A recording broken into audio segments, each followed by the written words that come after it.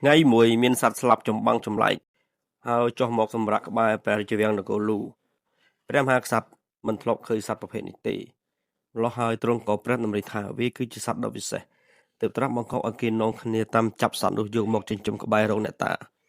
ហើយទ្រង់ចិញ្ចឹមវាដោយផ្ទាល់ព្រះហស្ថទៀតផងដើម្បីសម្ដែងនូវក្តីស្រឡាញ់និងដើម្បីលើកតម្កើងដល់សត្វដ៏ពិសេសនោះព្រះអង្គបានបញ្ជាឲ្យគេរៀបចំប្រគំតន្ត្រីដ៏ពិរោះបំផុតប្រចាំព្រះរាជវាំងដើម្បីកំដរព្រមទាំងឲ្យគេយកចំណីអាហារដ៏មានរសជាតិឆ្ងាញ់ពិសាមកឲ្យសត្វស៊ីចំណែកសត្វពេញវាមានតែដឹងថាព្រះមហាក្សត្រសពប្រតិមានក្តីមេត្តាករុណាដល់វាឯណាវាបែរជាកាន់តែភ័យសន្លស្លោលោតចុះលោតឡើងមិនហ៊ានស៊ីចំណី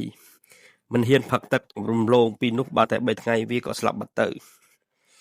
ព្រះមហាក្សត្រនគរលូមិនបានយកពិធីចិញ្ចឹមសត្វមកទៅចាត់សពនោះទេហើយនេះហើយបានជាសត្វទៅស្លាប់ព្រះអង្គទ្រង់ព្រួយប្រតិក្រែងសត្វកើតរោគ stress ទើបព្រះអង្គរកវិធីឲ្យសត្វមានសេចក្តីសុខមានសុភមង្គលដើម្បីឲ្យសត្វមានអាយុយឺនយូរដោយការបង្កប់តន្ត្រីឲ្យវាស្ដាប់និងរកអាហារឆ្ងាញ់ៗឲ្យវាស៊ីតែលទ្ធផលបែរជាផ្ទុយទៅវិញមនុស្សយើងទោះមានចេតនាបង្គលល្អយ៉ាងណាក៏ដោយតែបើសិន